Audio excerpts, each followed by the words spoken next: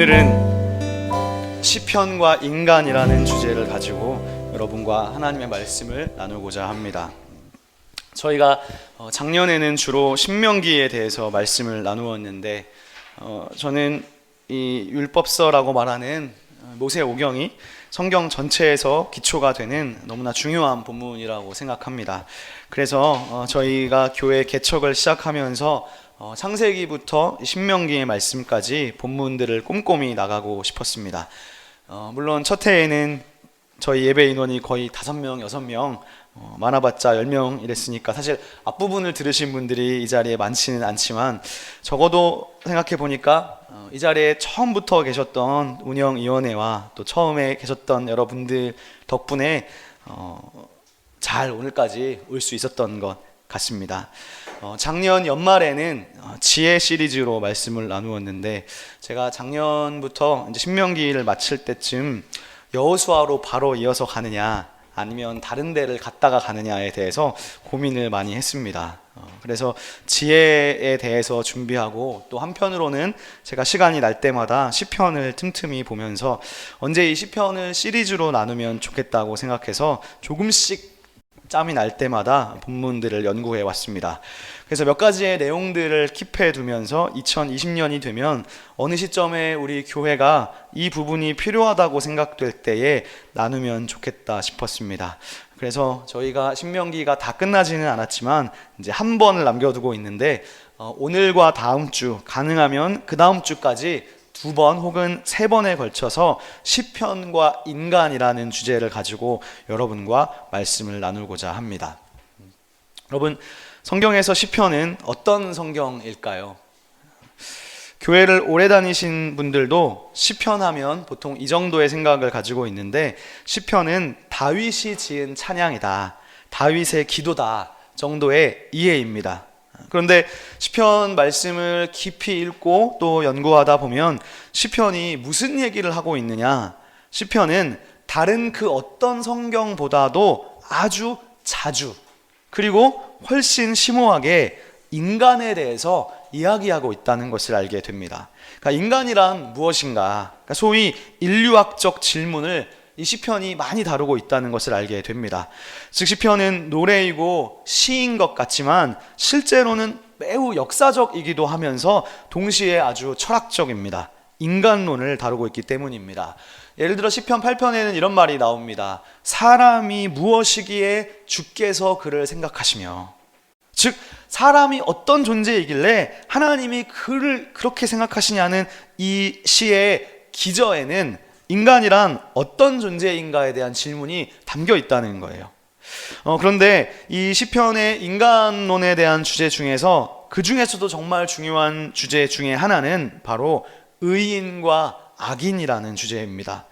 이 주제가 150편 전체에서 지속적으로 나오는 본질적인 주제라고 볼 수 있는데 그 이유는 여러 가지 주제들이 많이 나오지만 이 의인과 악인이라는 주제는 시편의 서론이자 시작인 1편부터 이미 등장하고 있기 때문입니다. 그러니까 시편 1편과 2편은요 사실 이 시편 말씀 전체를 읽는데 중요한 지침을 제공하는 해석학적 쌍안경과 같아요. 그러니까 우리가 한쪽 눈에는 1편을 쓰고 다른 쪽 눈에는 2편을 쓰고 시편 전체를 읽어갈 수 있다는 말입니다.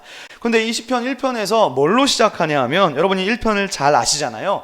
의인과 악인이라는 말이 나온다는 거예요. 의인은 여호와의 율법을 즐거워하고 시냇가에 심기워진 나무와 같아서 의인이 하는 모든 일은 다 형통하답니다. 그러면서 대조적으로 악인 이야기를 하는데 악인은 하나님의 심판을 견딜지 못할 것이다. 의인의 길은 하나님이 인정해 주시지만 악인의 길은 망할 것이다. 이게 1편에서 나오는 이야기입니다. 그러므로 이 의인과 악인에 대한 주제가 시편에 많이 나타나고 있는데 특히 이 주제는 1편부터 나오고 있습니다. 그렇다면 제가 이제 여러분들께 질문을 한 가지 드리고 싶습니다.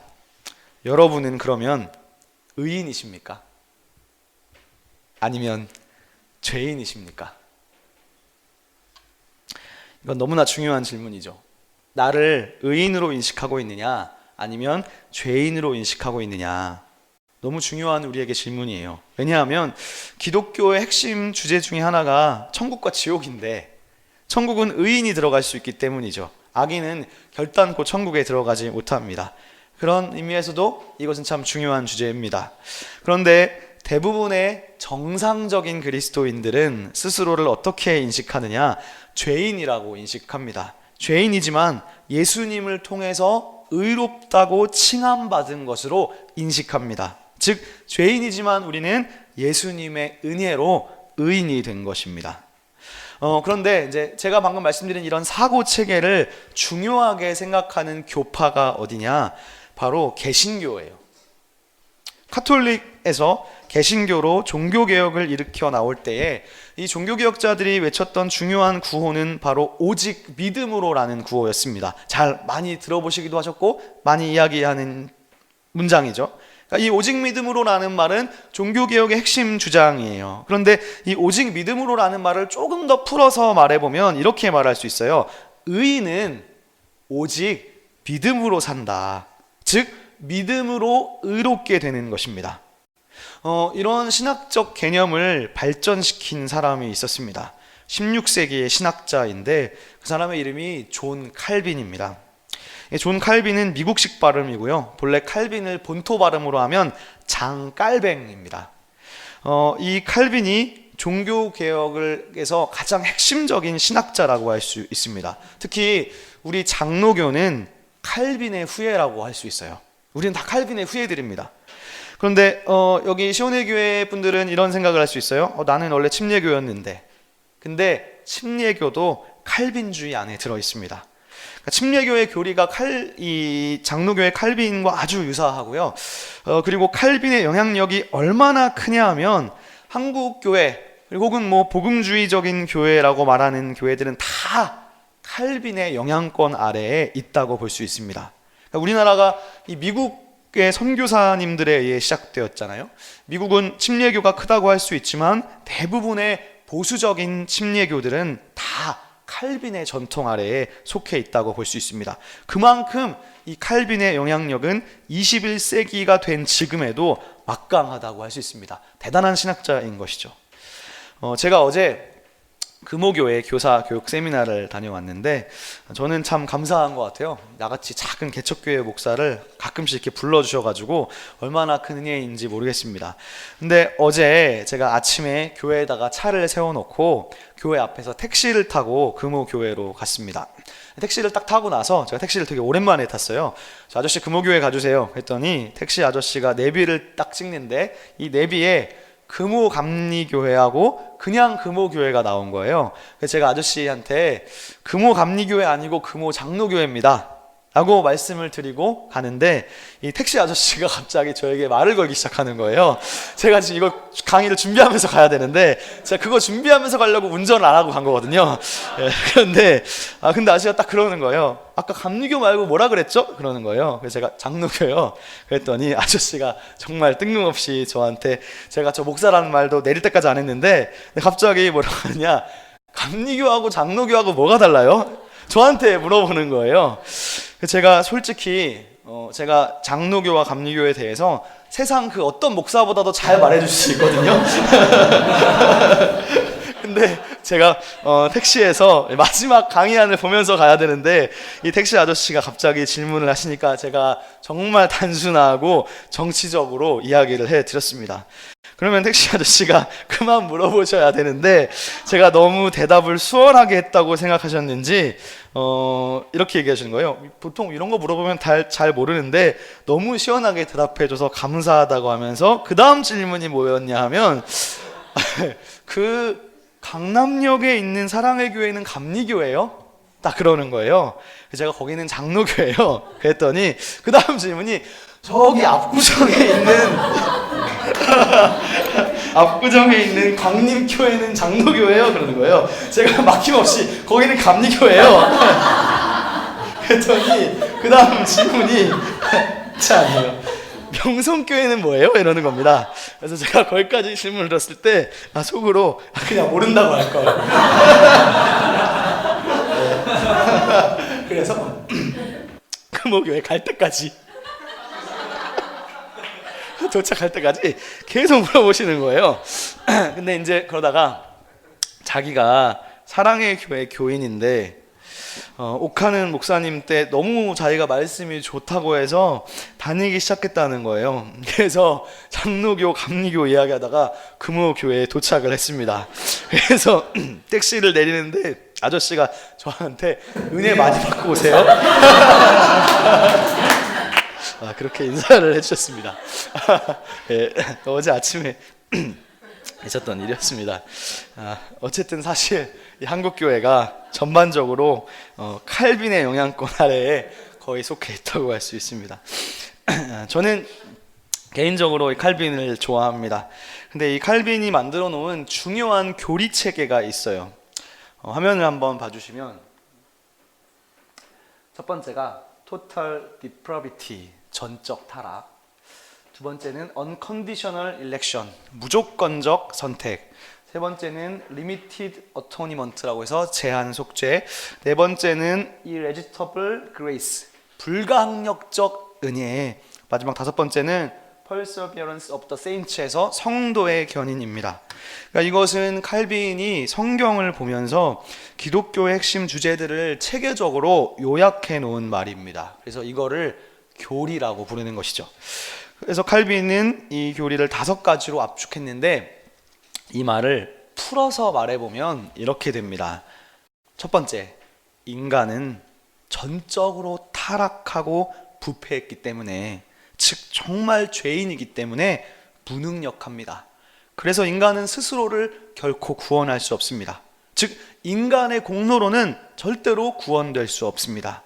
인간은 전적으로 타락해서 아무것도 할 수 없기 때문에 구원은 100% 하나님의 주권입니다.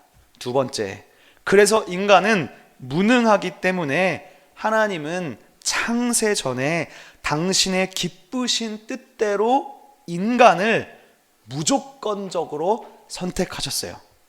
그러니까 우리의 행위나 우리가 혹은 믿을 거를 이미 알고 선택했다기보다는 구원은 하나님의 주권에 따른 무조건적인 선택입니다.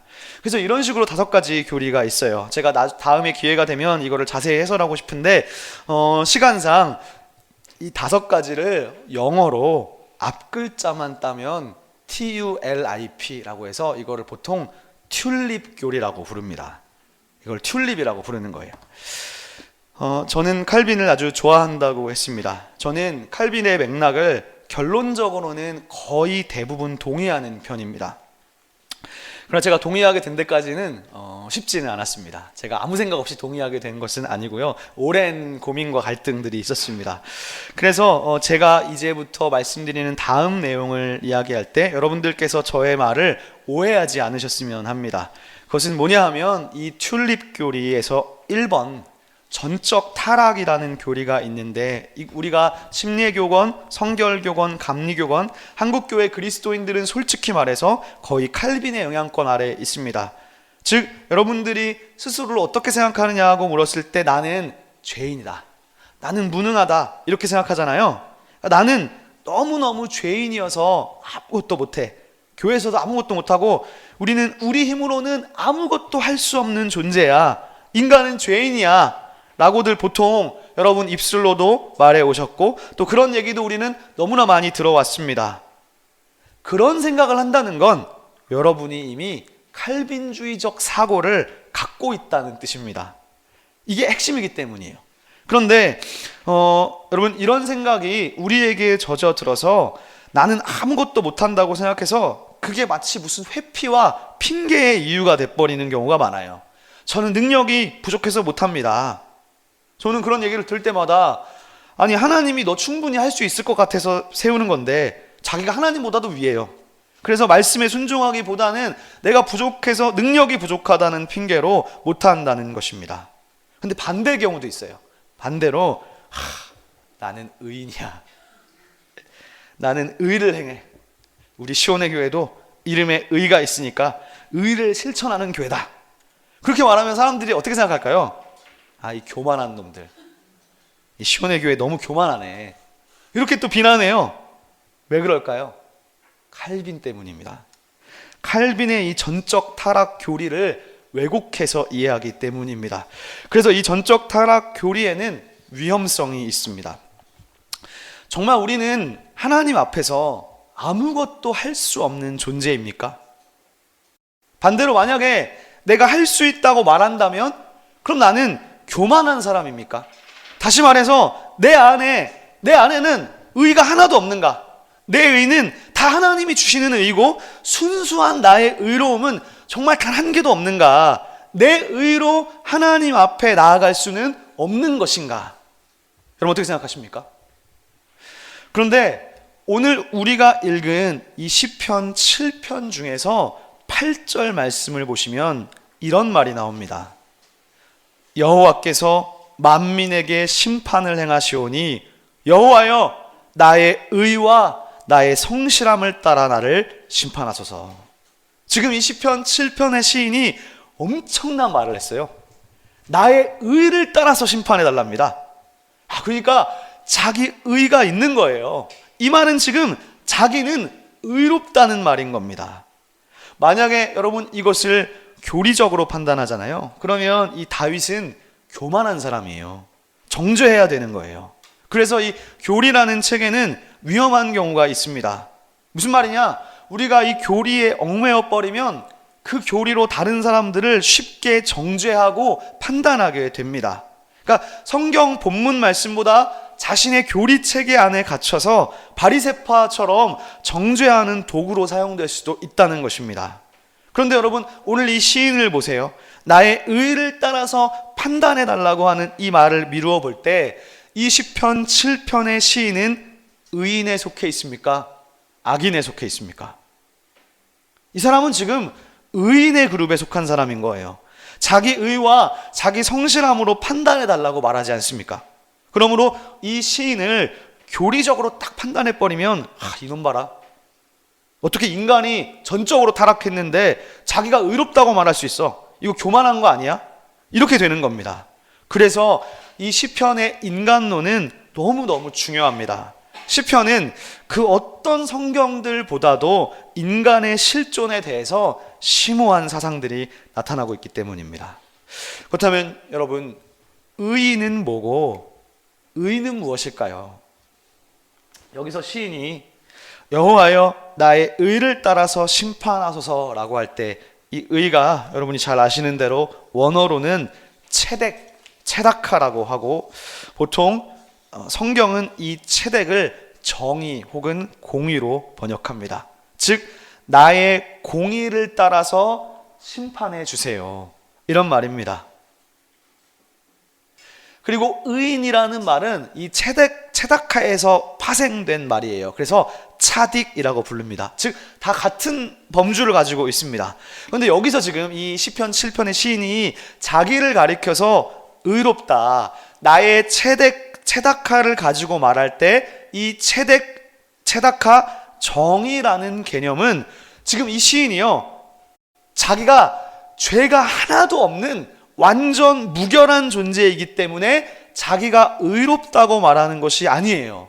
그러니까 자기가 죄가 하나도 없어서 내가 의인이라고 말하는 것이 아니라는 거예요. 만약 여기서 시인이 하나님, 내가 나의 의를 가지고 주님께 나아갑니다 할 때 이 의라는 개념을 방금 말한 것처럼 법정적인 의인으로 봐서 이 사람이 죄를 하나도 안 짓고 완전 무결한 존재라는 측면에서 자기의 의를 말하는 것이라면 솔직히 말이 안 돼요. 왜 그렇습니까? 우리가 이 시편 7편의 다윗을 나도 알고 너도 알고 이 세상 모든 사람이 다 아는데 다윗이 완전 무결한 고귀한 죄를 한 번도 안 지은 의인이었습니까? 아니잖아요. 다윗은 그냥 평범한 죄인도 아니고 밧세바라는 여인과 그런 일을 했던 심각한 죄인이었습니다. 즉 다윗이 이렇게 죄인인 걸 우리 모두가 다 알고 있는데 지금 다윗은 여기서 하나님 앞에 기도하는데 하나님, 나의 의를 보시고 저를 구원해 주세요 라고 말한다면 보통 사람들은 이렇게 말하겠죠. 이놈의 자식이 죄인 주제에 죄 지었으면 조용히 하고 있어야지, 침묵해야지, 네가 지금 뭐가 잘났다고 변명이야? 이런 식으로 말하잖아요. 네가 지금 뭘 잘했다고 지금 큰 소리야? 뭘 잘했다고 이렇게 떠들어? 보통 우리는 이런 식으로 말할 거예요. 그러므로 우리가 지금 시편에서 자기를 의인이라고 말할 때에 이 의라는 개념이 내가 죄가 하나도 없어서 의인이라고 말하는 것이 아니라는 것을 알 수 있습니다. 만약 죄가 하나도 없어서 자신이 의인이라면 우리는 하나님 앞에서 내 의를 절대로 주장할 수 없습니다. 완전히 하나님 앞에 아무것도 할 수 없는 무력하고 무능한 존재가 되어버립니다. 그래서 여기에 이 칼빈주의의 맹점이 있어요. 위험성이 있어요.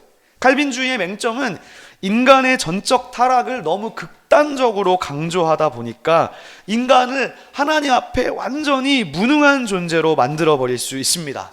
그러나 여러분, 성경을 보십시오. 성경이 정말 뭐라고 하는지를 보세요. 시편 7편의 시인은 자기 자신을 어떻게 인식하느냐? 자기 의가 있는 거예요. 자기는 의인인 거예요. 그러므로 이 정의 체다카라는 말은 법정적 의를 넘어서는 또 다른 범주가 있을 수 있다는 생각을 갖게 합니다. 그렇다면 이 의라는 개념이 법정적인 개념 말고 또 어떤 개념을 가지고 있을까? 그것을 잘 보여주는 예시가 하나 있습니다. 화면을 한번 봐주시면 제가 읽어보겠습니다. 유다가 그것들을 알아보고 이르되 그는 나보다 옳도다.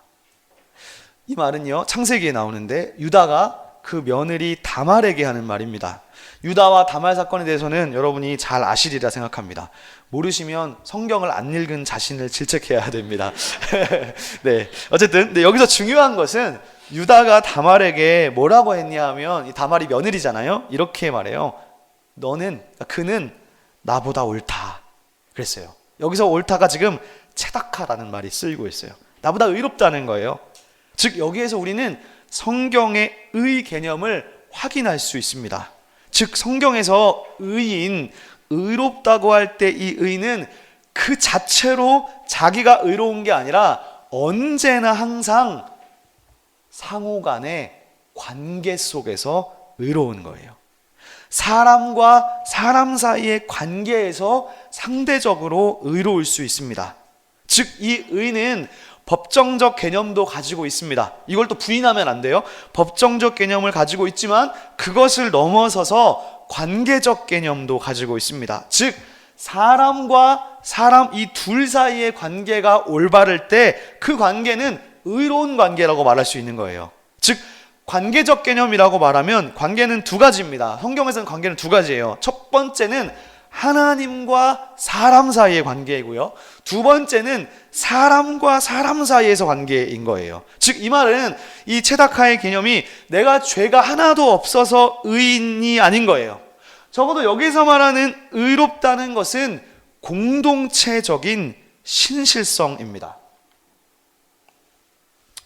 여러분 이 창세기 38장에서 이 핵심 주장이 뭐냐 하면, 여러분 이제 이 얘기를 좀 잘 아셔야 되는데, 제가 사실 설교를 한번 몇 년 전에 했습니다. 지금 다말은 여성입니다.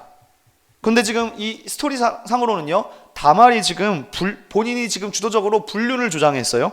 성적으로 간음을 했어요. 시아버지인 유다에게 접근하잖아요. 그러면 여러분 상식적으로 누가 더 나쁜 놈입니까? 유다가 나빠요? 다말이 나빠요? 다말이 나쁜 거예요. 왜냐? 다말이 간음을 했고 성적인 도덕도 무너뜨렸잖아요. 그런데 참 요상한 게 성경은 유다의 말을 우리에게 보여주면서 유다보다 다말이 더 의롭다는 거예요. 얼마나 충격적입니까? 그러면 다말이 왜 더 의로울까? 성적인 간음을 저지른 다말보다 성경은 무엇을 지적하고 있냐 하면, 유다가 시아버지로서 힘없고 약한 여자인 다말을 보호해주지 못하고 공동체적 윤리를 손상시켰어요. 그래서 다말보다 유다가 의롭지 못한 것입니다. 다시 말해 성적인 관습을 깨트린 다말의 행위가 아니라 공동체 안에서 지금 이 연약한 사람을 보호하지 못한 유다가 더 나빴다. 즉 다말이 더 의롭다는 것입니다. 이 얘기는 창세기 38장을 잘 알고 있어야 되는데, 그러므로 이 체다카라는 말은 그런 점에서 공동체적 신실성이에요. 그러니까 공동체 안에서 연약한 사람을 돌보고 구원해 줄 때 그 공동체는 체닥한 거예요. 의로운 거예요. 그런 의미에서 이 의라는 것은요, 법정적 의미보다는 공동체 안에서 관계적 의미가 있습니다. 서로를 사랑하고 우리 둘 사이의 관계가 올바르면 그때 그 사람은 의로운 거예요. 즉 의는 관계적인 개념을 가지고 있습니다. 자, 여기까지 생각해보고 오늘 시편을 이제 다시 생각해보면 다윗이 스스로를 어떻게 인식하고 있는가. 지금 다윗은 자기 자신을 의인으로 인식하고 있습니다. 자기 의를 가지고 하나님께 나아가고 있어요. 다윗이 자기 의를 가지고 나아간다는 것은 자기가 죄가 하나도 없는 무흠한 존재여서도 아니고 교만해서도 아닙니다. 의는 관계적입니다. 즉 다윗과 하나님과의 관계가 지금 올바른 관계이기 때문입니다. 그러므로 의인은 어떤 사람이 의인이냐? 의인은 하나님과 올바른 관계에 있는 사람이 바로 의인입니다. 즉 오늘 시편 7편에서 다윗은 스스로에 대한 어떤 인식이 있는가? 시인의 기본적인 정체성은 자기 자신을 내가 하나님의 자녀, 하나님의 백성이라고 인식하고 있어요. 자기 자신을 하나님의 자녀로 인식하고 있어요. 이게 가장 중요합니다. 왜냐하면 이 시편에도 이제 플로우가 있어요. 플로우가 있다는 말은 시편 안에 내러티브가 있다는 거거든요. 그러니까 다른 말로 시편 안에 이야기가 있다는 거예요. 즉 오늘 우리가 읽은 시편 7편이 하나의 독립된 시편으로도 볼 수 있지만 사실은요 1편부터 지금까지 큰 맥락에서 스토리가 있어요. 그래서 이 스토리를 우리가 오늘 7편을 읽었으니까 거슬러 올라가다 보면 2편이 나오는데 이 2편이 지금 10편 전체의 주인공인 다윗이 처음으로 등장해요. 2편에서. 그래서 2편 7절에 가보면 하나님이 다윗에게 뭐라고 하냐 하면 이렇게 말합니다. 너는 내 아들이다. 내가 오늘 너를 낳았다. 내게 구하라. 내가 이방 나라를 내 유업으로 주리니 내 소유가 땅끝까지 이를 것이다 라고 하나님 약속해줘요. 그러니까 다윗 이야기를 우리가 역사서에서도 읽을 수 있지만 또 다른 버전이 시편에 있다고 생각하면 돼요. 그런데 이 시편의 다윗 이야기는 역사서와는 다르게 출발이 너무 화려해요. 그러니까 시편의 다윗은 하나님의 아들로 인정을 딱 받으면서 화려하게 왕으로 출발합니다. 하나님의 엄청난 축복과 예언을 받으면서 시편의 다윗 스토리가 아주 막 화려하게 출발하고 있어요.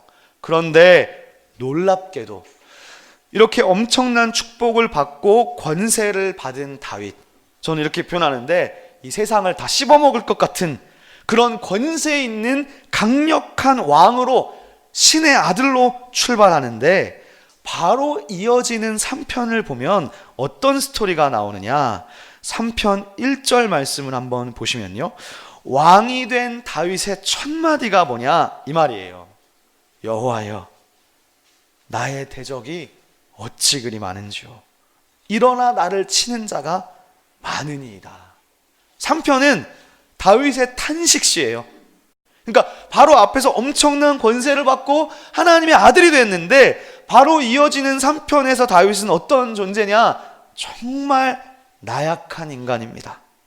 자기를 압제하는 원수들 속에서 너무나 힘없고 가난한 한 인간의 모습으로 나타납니다. 그러니까 3편의 다윗은 너무 초라한 한 인간이에요. 2편은 그렇게 화려했는데 바로 이어지는 3편의 다윗이 너무나 초라한 그냥 한 사람이에요. 고난이 있어요. 그런데 이게 계속 읽어보면 4편도 그렇고요, 5편도 그렇고 6편도 그렇고 지금 우리가 읽은 7편까지 계속 연약한 한 사람으로 인간으로 나옵니다. 그러므로 여러분, 인간에게 고난이 닥쳤을 때, 고난이 없는 사람은 아무도 없잖아요. 인생 속에서 누구나 다 정말 감당하기 어려울 것 같은 고난은 다 찾아옵니다. 그런데 그런 가장 중요한 고난 속에서, 그 고난 속에서 가장 중요한 것이 뭐냐 하면 여러분들이 스스로를 어떻게 인식하고 있느냐예요. 즉 내가 누구냐? 그게 너무 중요해요. 그런데 오늘 성경에서 다윗은 그런 고난 속에서 자기 자신을 어떻게 인식하고 있냐 하면 다윗은 자기 자신을 하나님의 자녀라고 믿고 있습니다. 2편에서 시작됐어요. 나는 하나님의 아들이다. 난 하나님의 자녀다. 하나님을 나의 주님으로 모시기로 결정했으니까 나는 이제 하나님의 백성이다 라는 자아인식이 있습니다. 사랑하는 여러분, 이 자기인식, 내가 하나님의 자녀, 하나님의 백성이라는 자아인식은 우리 신앙생활에서 가장 중요해요. 내가 하나님의 아들, 하나님의 딸, 하나님의 자녀라는 자아인식이 있으면 우리는 하나님께 뭐든지 다 말할 수 있어요. 그리고 이 자아인식이 올바로 있을 때 우리는 하나님과의 관계가 올바른 거예요. 즉 의로운 관계, 나는 의인입니다. 그러므로 오늘 이 다윗의 영성을 잘 보셔야 됩니다. 성경에서 영성이 깊다는 것은요, 저 목사님 영성이 아주 좋아, 막 영빨이 세, 우리가 말하는데 영성이 깊다는 것은 결론적으로 흔들림이 없다는 거거든요. 신앙에 흔들림이 없다는 거예요. 그래서 이 영성이 깊다는 것은 그 사람의 하나님에 대한 신뢰가 깊다는 뜻입니다. 사실 단순합니다. 그 사람이 하나님을 신뢰하고 있는 거예요. 그러므로 다윗은 하나님에 대한 기본적 신뢰가 있습니다. 의인인 것이죠. 하나님과의 관계가 올바른 사람이 의인인 거예요. 즉 다윗의 기본적 정체성은 내가 하나님의 자녀다, 하나님의 백성이다라는 자아인식입니다. 그리고 그럴 때 우리는 하나님께 뭐든지 이야기할 수 있어요. 나와 당신의 관계는 신뢰관계이기 때문입니다. 만약에 나는 죄인이야, 죄를 지었으니까 하나님 앞에 아무 말도 못하고, 죄인이니까 구하지도 못하고 아무것도 못해, 그것은요 부모 자식 간의 관계가 아닙니다. 칼빈주의 맹점이 여기 있는 거예요. 인간을 무능하게 만들어 버려서 전적 타락이라는 이 교리가 건강하게 가야 되는데 잘못 왜곡되어 버리면 하나님과의 이 관계적인 측면을 망가뜨려 버리고 바리새파적으로 남들도 정죄하지만 스스로도 자기를 인정을 못하는 거예요. 나도 그냥 죄악의 구렁텅이로 난 아무것도 할 수 없는 존재로 스스로도 자존감이 낮아지는 거예요. 그러나 여러분, 우리는 그리스도인으로서 의인이면서 동시에 죄인입니다. 이 두 가지 인식을 함께 가져야 건전한 신앙을 가질 수 있습니다. 즉 내가 부족해요. 내가 죄인이니까. 하지만 내가 부족하지만 나를 의롭다고 말씀해 주신 하나님, 나를 하나님의 아들이라고, 나를 닮았다고, 나를 당신의 자녀라고 불러주신 이 하나님과의 관계가 계속 살아있어야 됩니다. 시편 51편을 가면요, 다윗이 밧세바와 가늠한 회개 기도를 해요. 그런데 그 51편에서도 다윗이 처절한 반성을 하는데 그 처절한 반성 속에서도 주님, 저는 아무것도 할 수 없습니다 라고 말하지 않아요. 이놈의 자식, 죄 지었으면 침묵해야지, 죄인이 어디서 할 말이 있어, 그러지 않습니다. 시편은 안 그래요. 시편에서 탄원자들, 시편에서 기도하는 사람들은 결코 하나님 앞에서 수줍어하지 않습니다. 시편에서 다윗이 이런 말도 해요. 저는 날 때부터 죄인입니다 라고까지 말하지만 그런데도 하나님 앞에서 할 말이 많아요. 왜 그러느냐? 그것은 비록 자기 자신이 죄인이지만 시인은 동시에 내가 하나님의 아들이라고, 하나님의 자녀라는 자기 인식이 있기 때문입니다. 그러므로 내가 하나님의 자녀라는 자기 인식이 있을 때 그 사람과 하나님과의 관계는 올바른 관계입니다. 그러므로 오늘 시인이 여호와여, 나의 의를 따라 심판하시고 나의 의를 따라 구원해 주세요 라고 기도할 수 있습니다. 시인이 의롭기 때문인 것이죠. 다시 말하면 시인은 지금 하나님과 올바른 관계에 있습니다. 시편에서 의인은 하나님과 올바른 관계에 있는 자가 의인입니다. 욥도 그래요. 욥의 친구들이 욥을 정죄하잖아요. 왜 정죄합니까? 욥기를 읽어보면 욥이 지금 자기를 의롭다고 말하거든요. 그러니까 친구들이 볼 때, 야, 이 교만한 놈아, 하나님이 너한테 이렇게 고난을 주셨으면 네가 죄를 지은 게 있으니까 하나님이 고난을 주신 거 아니야? 그런데도 네가 지금 하나님 앞에 입을 닫기는커녕 감히 자기가 의롭다고 말해? 욥의 친구들은 욥을 교만한 사람으로 만들어버려요. 그러나 욥은 자신의 무죄를 주장하면서 하나님께 강력하게 저항하고 항의합니다. 어떻게 욥이 그런 말을 할 수 있을까요? 그건 욥이 자기가 죄가 하나도 없어서가 아니에요. 죄가 하나도 없어서 그런 말을 하는 것이 아니라 욥이 그렇게 말할 수 있는 것은 욥의 하나님에 대한 신뢰가 기저에 있기 때문이에요. 욥은 자기 자신이 하나님의 백성이고 하나님의 자녀라는 기본적인 자아 인식이 있기 때문입니다. 사랑하는 시온의 성도 여러분, 여러분에게 하나님은 어떤 존재이십니까? 내가 하나님을 주님이라고 부르고 예수님을 나의 주님이라고 영접할 때 하나님 우리를 뭐라고 불러주십니까? 너는 내 자녀야. 너는 내 아들이야. 너는 내 딸이야. 우리는 하나님의 자녀가 되는 거예요. 우리가 하나님을 아버지로, 나를 하나님의 자녀로 인식할 때 우리와 하나님과의 관계는 올바른 관계가 됩니다. 하나님과의 관계가 올바르지 않은 관계는 하나님과 나의 관계가 율법적 관계가 된 거예요. 즉 무서운, 나를 심판하시는 분으로만 인식하면 벌써 이 관계가 지금 올바르지 않은 거예요. 나 혼나겠구나. 그건 내가 너무 죄인이라는 자기 인식이 너무 강하기 때문이에요. 그러나 우리는 기억해야 됩니다. 다윗이 죄가 없어서 자기를 의롭다고 말한 것이 아닙니다. 내가 죄가 하나도 없는 무음한 존재로는 사실 절대로 하나님 앞에 나아갈 수 없어요. 의인이라는 것은 내가 죄가 없어서 되는 게 아니에요. 내가 스스로 될 수도 없어요. 그것이 아니라 사실은 하나님이 나를 의롭다고 말해 주셨기 때문에 그래서 내가 의인인 것이지 내가 죄가 없어서 의인인 것이 아니에요. 하나님이 나를 의롭다고 인정해 주셨기 때문에 그래서 내가 의로운 거예요. 그러므로 우리가 하나님과의 관계가 올바르면 하나님은 나를 항상 의롭다고 해주시는 거예요. 그러므로 내가 하나님과의 관계가 깨졌다면 그 관계를 회복해야 됩니다. 그리고 그 관계를 회복하는 과정이 바로 회개입니다. 오늘 이 자리에 앉아 계시는 여러분들, 여러분과 하나님과의 관계는 어떠하십니까? 여러분 스스로에 대한 자기인식, 자기 정체성이 어떠하십니까? 하나님을 신뢰하지 못하는 이유는 하나님과의 관계가 올바르지 못한 것은 결국 두 가지가 여러분 삶에 없기 때문입니다. 두 가지가 없을 때 하나님과의 관계는 깨어질 수밖에 없고 하나님과의 관계가 깨어지면 우리는 계속해서 스스로를 죄인으로 계속 구덩이 속으로 들어가고 무능한 존재로 자존감이 낮아질 수밖에 없습니다. 무엇이 없을 때 하나님과의 관계가 무너지는 걸까요? 그 두 가지는 너무나 쉽고 단순하고 명료합니다. 삶 속에 말씀과 기도가 없는 것이죠. 혹은 말씀만 있고 기도가 없는 거예요. 혹은 기도는 있는데 말씀이 없어서입니다. 말씀도 없고 기도도 없거나 아니면 말씀은 있는데 기도가 없거나 아니면 기도는 있는데 말씀이 없을 때 그리고 그 기간이 길어질수록 우리는 하나님을 믿지 못하기 시작해요.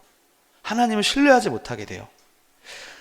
성경을 읽지 않으면서 혹은 성경을 읽으면서도 하나님의 음성으로 듣고 주님 저에게 말씀하시옵소서 라는 겸손한 마음으로 말씀을 대하지 않으면 성경을 읽어도 하나님을 신뢰하지 못할 수 있어요. 이것은 너무너무 중요합니다. 우리가 거룩한 하나님의 말씀을 읽는 이유는 하나님을 알기 위해서입니다. 그런데 말씀이 없는데 어떻게 하나님을 신뢰할 수 있겠습니까? 여러분, 하루도 아니고 일주일도 아니고 지난 한 달 동안 여러분의 삶 속에서 하나님의 말씀을 얼마나 가까이 하셨습니까? 만약 내가 최근 한 달 동안 말씀을 10장을 못 넘었다면, 그러니까 삶 속에 성경을 한 번도 안 펴봤다면 그 사람은 겉으로 아무리 고상한 척 거룩한 척 해봐도 실상은 문제가 심각한 거예요. 너무너무 심각한 거예요. 제가 헬스를 처음 갔을 때 PT를 받았는데 그 PT 하는 청년이 저한테 그렇게 얘기했어요. 목사님은 너무너무 심각하다고. 몸 상태가 너무너무 심각하다. 기분 나빠서 들으시래요. 너무너무 심각하대요, 저한테. 그렇게 막 얘기하는 거예요. 그래서 제가 충격을 받고 그런데 똑같은 것 같아요. 지난 한 달 동안 10장을 안 읽었다. 죽기 직전이에요. 정말입니다. 너무 심각한 거예요. 내가 지난 일주일 동안, 일주일이에요. 일주일 동안 기도 시간이 1시간이 안 된다. 일주일이 168시간인데 168시간 동안의 기도 시간이 1시간도 안 된다. 그 말을 바꿔보면 하루에 10분도 기도를 하지 않는다. 10분도 기도를 하지 않는다. 그러면 그 사람은 문제가 심각한 거예요. 100번, 1000번 양보해서 하루에 5분을 연속으로 기도도 안 하면, 하루에 5분을 하나님과 고요한 기도 시간을 보내지 않는 사람은 지금 뭘 해도 겉으로 아무리 거룩한 척하고 내가 막 무슨 말을 한다 하더라도 정말 속은 썩어 들어가고 있는 거예요. 너무 심각한 거예요. 하루에 5분, 100번 양보해서 5분은 앉아 있어야 돼요. 기도를 해야 돼요. 사실은 10분 이상 해야 되는데 하루에 우리가 5분, 10분도 안 하면서 무슨 신앙생활을 한다고 할 수 있을까요? 그리스도인이 하루에 10분도 기도 안 하고 말씀도 한 장도 안 보는데 그 사람이 어떻게 기독교인입니까? 하나님과의 관계가 절대로 좋을 수가 없어요. 하나님과의 관계가 하나도 없으면서 무슨 하나님을 원망하고 하나님 내 기도도 안 들어주네, 어떻게 그런 말 할 수 있겠습니까? 이것은 정말 심각한 것입니다. 저는 우리 시온의 교회에 지금 정말 필요한 것은 하나님과의 기본적인 관계 회복입니다. 기본기로서의 신앙을 회복해야 됩니다. 그래야 성령 충만할 수 있고요. 그래야 하나님을 신뢰할 수 있고, 요 기본이 돼야 하나님에 대한 맛을 볼 수 있어요. 하나님에 대한 맛을 못 본 사람은 죽을 때까지 그냥 겉도는 신앙이에요. 정말 하나님의 살아계심에 대한, 하나님의 선하심에 대한 맛을 봐야 되는데, 이 맛이 얼마나 달콤하고 기도할 때, 기도의 생활이 지속될 때 하나님이 주시는 은혜가 얼마나 강력한 은혜라는 맛을 보지 못한 사람은 죽을 때까지 겉돌다가 끝나는 거예요. 하나님을 신뢰할 수 없게 되는 거예요. 그러므로 우리가 하나님을 신뢰한다는 것은 우리의 가장 신앙의 기본기를 통해서 내가 하나님의 자녀라는 말씀을 계속해서 듣는 것입니다. 내가 하나님의 백성이라는 자기 인식을 갖게 되는 것입니다. 하나님은 여러분을 하나님의 자녀로 삼아주셨어요. 그런데 내가 하나님의 자녀라는 가장 기본적인 이 명제가 흔들릴 수 있는 거예요. 이게 흔들리면 모든 것이 무너지는 것이고, 이것이 흔들리지 않기 위해서 우리는 가장 기본적으로 신앙생활의 기본기를 닦아야 할 것입니다.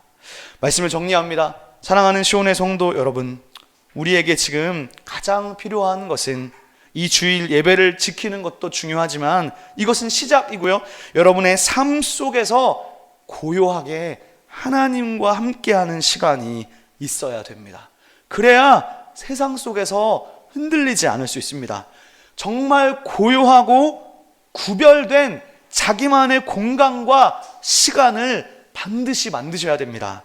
그게 있어야 그 속으로 들어가서 하나님이 공급해 주시는 신비한 은혜 속에 날마다 젖어들어야 우리가 하나님을 향한 신뢰가 끊이지 않고 하나님이 우리에게 계속해서 주시는 생수의 강 속에서 흘러갈 수 있습니다.